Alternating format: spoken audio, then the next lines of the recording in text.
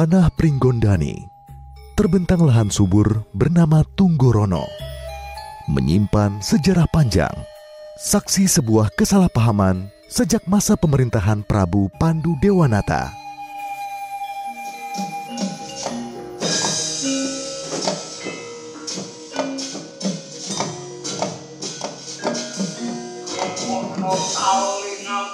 Boma Narakasura, Raja Sakti yang meyakini Tunggorono adalah haknya.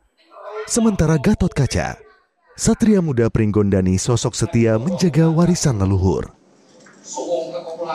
Mereka terjebak dalam pusaran perebutan wilayah dengan satu aturan: duel tanpa bantuan.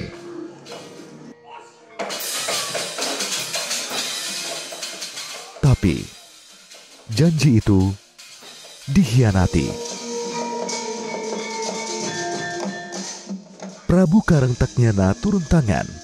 Bimasena terpaksa membela. Pertarungan berubah menjadi perang besar. Riuh, penuh amarah. Masing-masing membela pihaknya. Hingga kebenaran terungkap, bumi Tunggorono kembali ke tangan Gatot Kaca sebagai warisan sah Pringgondani. Inilah kisah rebut kikis Tunggorono. Peperangan yang bukan hanya soal tanah, tapi tentang kehormatan, kesetiaan, dan harga diri.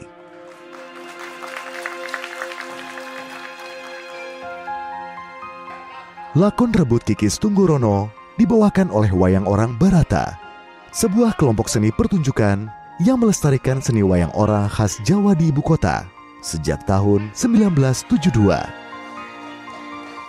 Berbeda dengan wayang kulit yang mengandalkan boneka dan suara dalang, wayang orang dimainkan langsung oleh pelakon dengan kostum tradisional, tata rias khas, serta gerak tari Jawa yang anggun. Diiringi alunan pengrawit. Panggung ini tak sekadar tempat pertunjukan, melainkan sumber inspirasi yang diangkat dari khasanah pewayangan. Menghubungkan masa lalu, masa kini, dan masa depan kesenian tradisional di era digital. Inilah seni yang bermakna menjaga identitas budaya Indonesia tetap hidup. Selama puluhan tahun, Wayang Orang Barata setia menjaga tradisi dari panggung yang berlokasi di Gedung Barata Purwa, Jalan Kalilio, Senen, Jakarta Pusat.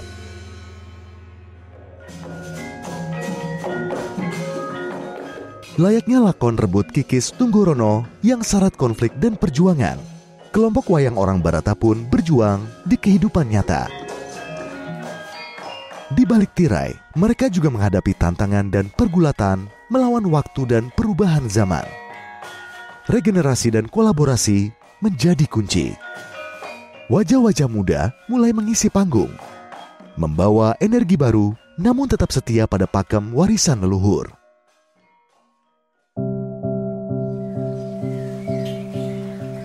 Azizah Maharani, gadis kelahiran Jakarta 18 tahun silam, menapaki panggung Wayang Orang Barata sejak usia 10 tahun.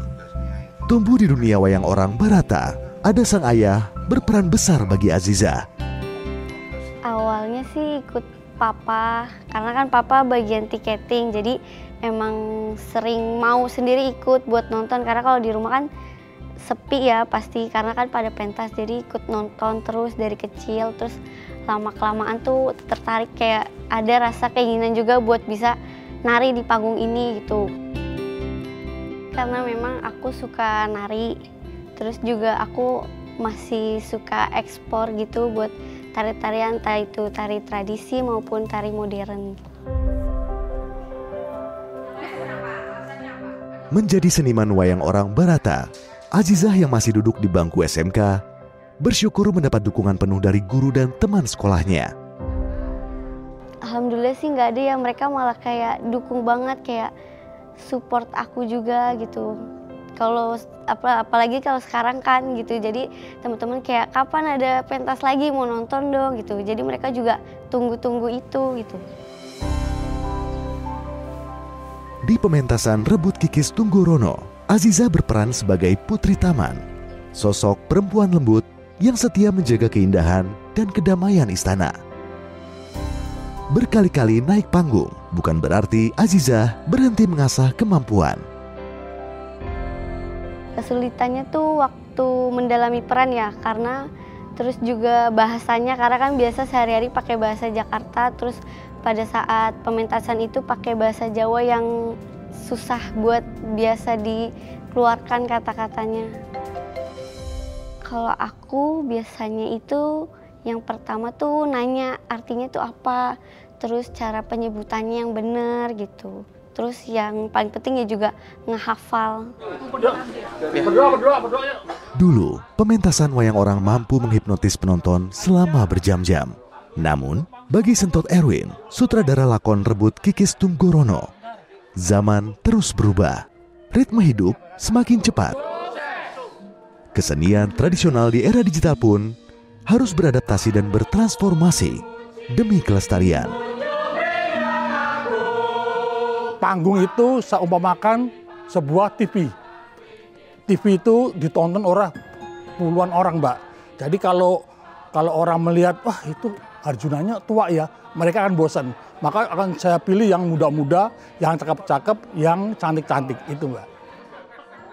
Dan setiap pagelaran supaya menarik penonton, 75% itu dialog, 25% itu tari.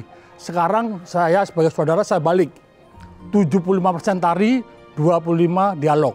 Jadi setiap adegan itu akan banyak tariannya. Dan untuk dialognya saya tidak mau bertele-tele langsung ke benang merah. Dan di tengah-tengah adegan itu kita sisipin ada humornya yang dilakukan oleh punakawan yang disebut Semar, Gareng, Petruk, Bagau. Supaya mereka tidak jenuh. Sentot Erwin memulai perjalanannya di kelompok wayang orang Barata sebagai penari.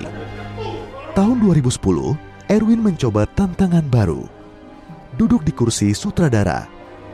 Bagi Erwin, menjadi sutradara bukan semata mengatur gerak dan dialog pemain, tapi juga menghadirkan pementasan dinamis namun tetap otentik, agar wayang orang tetap bisa dinikmati di panggung masa kini. Yang terpenting adalah setelah saya jadi sutradara itu tidak ada permainan adegan tutup layar, itu nggak ada. Kita ganti dengan gunungan supaya itu menarik. Menyutradarai puluhan lakon, tak jarang Erwin temui kesulitan. Salah satunya, kostum yang harus berganti sesuai lakon yang dipentaskan. Untuk aksesorisnya kadang-kadang kita beli sendiri. Kalau kostum memang sudah disediakan, tapi untuk aksesoris kadang-kadang kalau kita mau bagus ya kita bikin sendiri, kita beli, Mbak, supaya dalam pagelaran itu terlihat bagus itu, Mbak. Yang selama sudah berapa tahun ya sekitar bertahun-tahun, Mbak, ya, kita dibantu untuk pagelaran, dibantu untuk sebagian kostum. Itu sangat membantu sekali, Mbak, dari Bakti Budaya Jarum Foundation. Bakti Budaya Jarum Foundation juga kerap duduk bersama wayang orang Barata untuk menelurkan ide-ide dan melakukan berbagai kolaborasi yang menarik.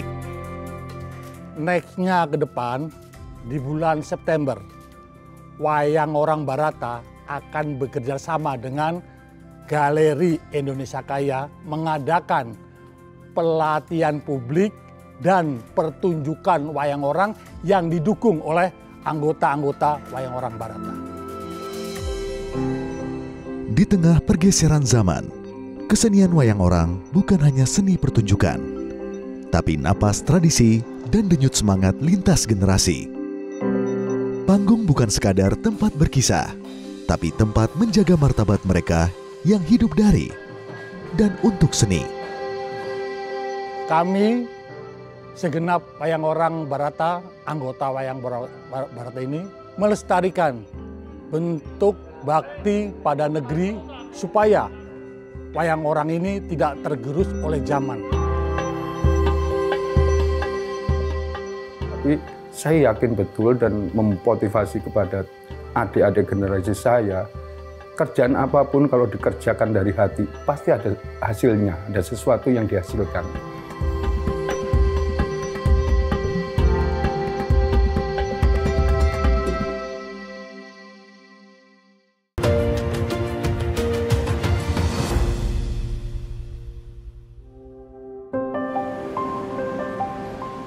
Di tengah riuh kota metropolitan Jakarta, ada satu sudut yang masih setia menjaga denyut seni dan budaya Jawa. Padepokan Wayang Orang Barata, tempat kisah-kisah epos tak hanya dipentaskan, tetapi dijalani sebagai bagian hidup. Dahulu, di atas tanah sumbangan pengusaha kaya dermawan yang mencintai seni, berdiri 68 rumah sederhana berukuran 21 meter persegi, memiliki 2 kamar yang cukup menampung para penari, penabuh, dan kru panggung wayang orang Barata. Semua demi menjaga identitas budaya Indonesia tetap tegak. Namun kini, yang tersisa tak sampai separuh. Sebagian sudah berpindah tangan, tak lagi dihuni seniman wayang orang Barata.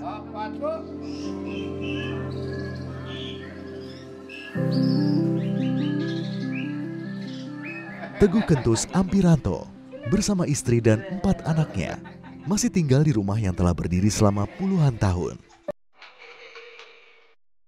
Mertua dan kakek mertua adalah para pemain senior generasi pertama wayang orang Barata.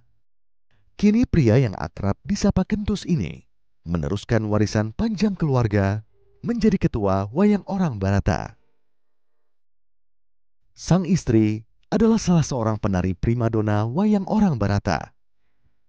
Kentus yang telah mengabdi di panggung wayang orang Barata sejak tahun 1991 juga sempat dikenal luas lewat layar kaca ketoprak humor pada akhir 90-an hingga awal 2000-an.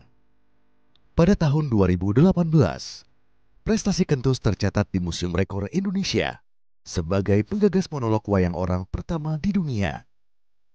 Tahun 2020, Kentus kembali mencetak prestasi, menjadi nominasi 100 pekerja seni pilihan Bakti Budaya Jarum Foundation. Di balik sederet prestasi, ada pengorbanan besar menjaga denyut nadi wayang orang Barata. Sadar penghasilan pentas tak seberapa, mereka tak mau menggantungkan hidup dari wayang orang Barata. Beragam pekerjaan pun dilakoni, mulai dari jasa rias, membuka warung nasi, hingga ojek online. Baginya, karya seni semata-mata bukan bicara uang, tapi berkarya setulus hati demi menyalakan api tradisi tetap lestari. Memimpin sebuah padepokan di tengah zaman yang serba cepat bukanlah perkara mudah. Kentus harus berjuang menjaga api semangat di tengah tantangan yang datang silih berganti. Penonton yang kian berkurang, biaya operasional yang terus naik, dan regenerasi pemain yang tak selalu berjalan mulus.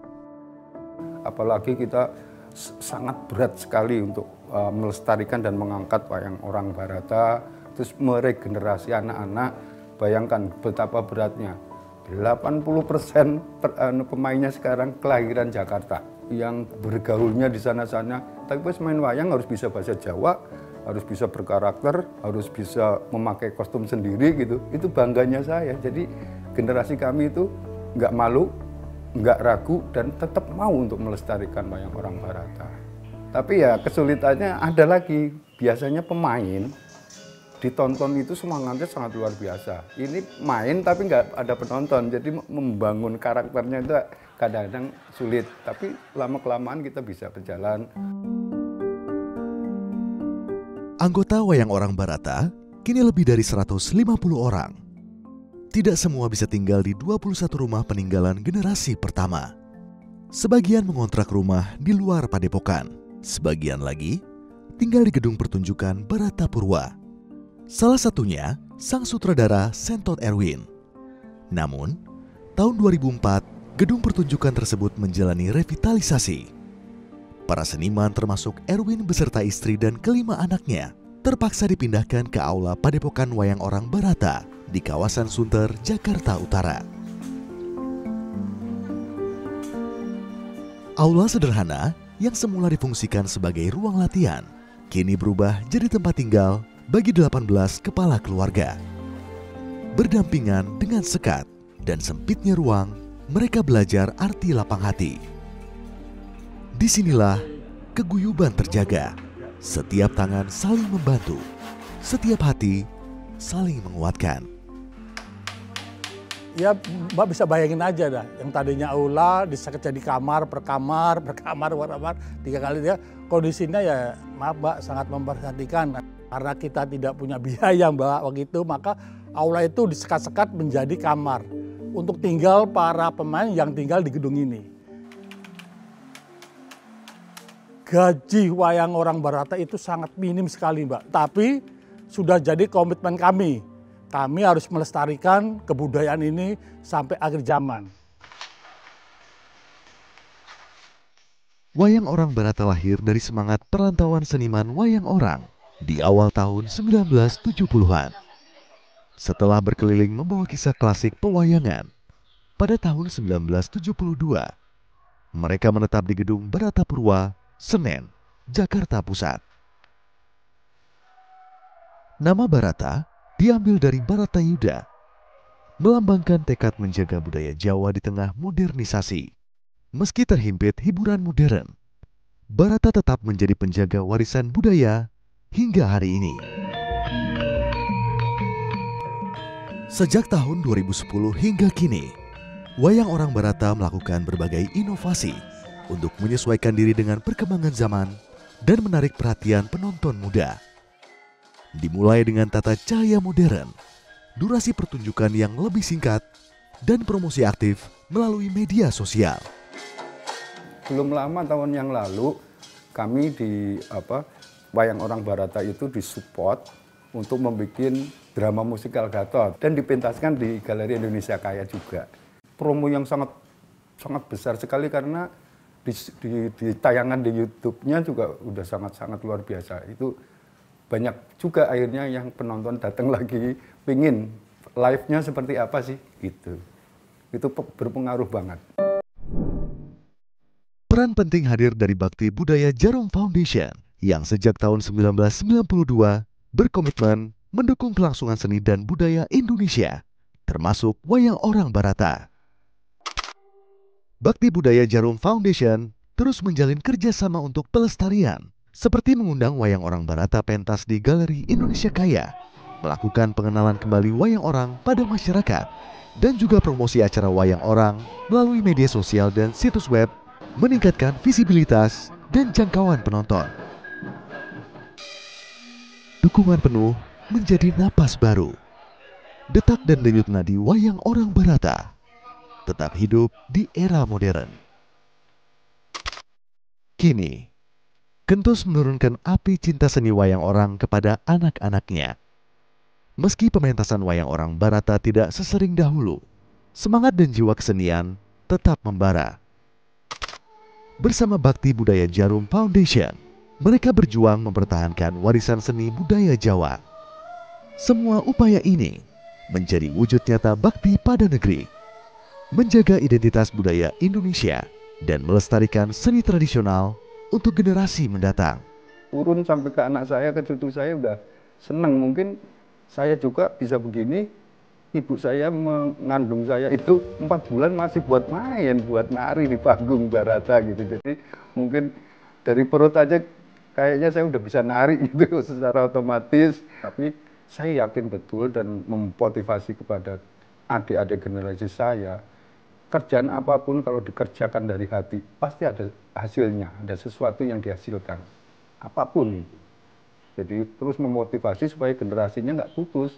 Dan saya kepingin gitu, turis-turis ke Jakarta, belum pernah ke Jakarta kalau belum nonton wayang orang Barata gitu, gimana caranya kan gitu. Apa yang sudah menjadi tradisi itu tetap muncul, tapi diperkaya dan diperbarui. Dan sahabat-sahabat Barata itu sudah membuktikan bahwa regenerasi ya juga sudah bisa dilangsungkan ya.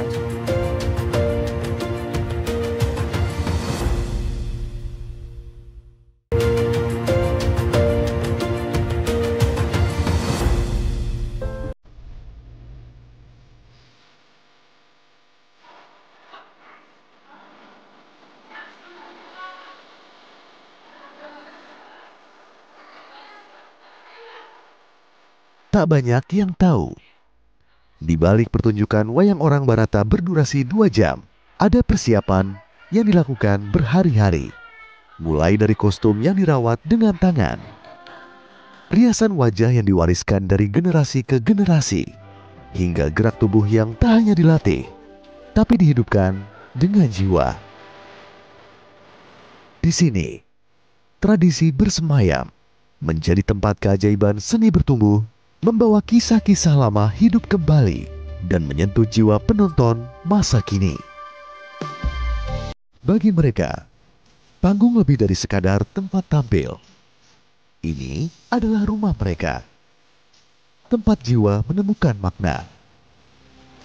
Wayang orang Barata bukan hanya nama, tapi nyawa yang menyatukan tradisi dan kreativitas, membuat seni tetap hidup di setiap gerak dan suara. Di tengah gempuran era digital, di mana hiburan cuma sekejap geser layar, wayang orang Barata tetap berdiri kokoh, meski suasana tak serius dulu. Wayang orang Barata bukan sekadar pertunjukan. Ini adalah sintesis lakon, tari, musik, dan filsafat suatu cerita yang terus hidup, berbicara, dan menyentuh zaman ini. Pemerhati seni budaya Nino Pleksono mengungkap, kehadiran wayang orang Barata adalah napas warisan yang tak boleh padam. Itu meliputi cerita yang lebih segar ya, tanpa meninggalkan pakem-pakem, meninggalkan apa yang sudah menjadi tradisi itu tetap muncul, tapi diperkaya dan diperbarui. Dan sahabat-sahabat Barata itu sudah membuktikan bahwa regenerasi ya juga sudah bisa dilangsungkan. Kini, teknologi menjadi jembatan dunia, dan wayang orang Barata turut beradaptasi tanpa mengorbankan jiwa dan nilai-nilai tradisional. Ini di Barata ini kan ini lihat lapisan-lapisan itu, layar itu ganti backdrop itu ada yang istana, ada yang hutan, ada yang laut, ada yang apa. Kalau adanya dukungan multimedia itu sangat membantu begitu. Suaranya lebih jernih, lalu terus penggunaan sling segala itu. Jadi dan saya kira sahabat-sahabat juga di Barata ini itu sudah memanfaatkan ya. Tak hanya menulis dan mengamati, Nino turut andil berperan melalui seni ketoprak dan wayang orang bersama Barata dalam pementasan wayang orang jurnalis. Bakti Budaya Jarum Foundation itu telah berkontribusi banyak, tidak saja untuk seni wayang tapi juga untuk seni tradisi yang lain. Bakti pada negeri, jadi semua itu bisa ditanamkan melalui tontonan dan tuntunan ini. Di tengah tantangan yang harus dihadapi seniman Indonesia akibat pergeseran zaman, Jarum Foundation hadir memberikan dukungan nyata melalui program Bakti Budaya sejak tahun 1992. membuka kesempatan seniman untuk terus berkarya serta membangun ruang kebudayaan modern sebagai tempat pentas terbuka bagi para pelaku seni. Mulai dari ruang berbasis teknologi seperti Galeri Indonesia Kaya, panggung publik, ruang kreatif, hingga platform digital sebagai portal informasi dan sosial media. Termasuk bagi wayang orang Barata yang beberapa kali tampil di Galeri Indonesia Kaya, Jakarta.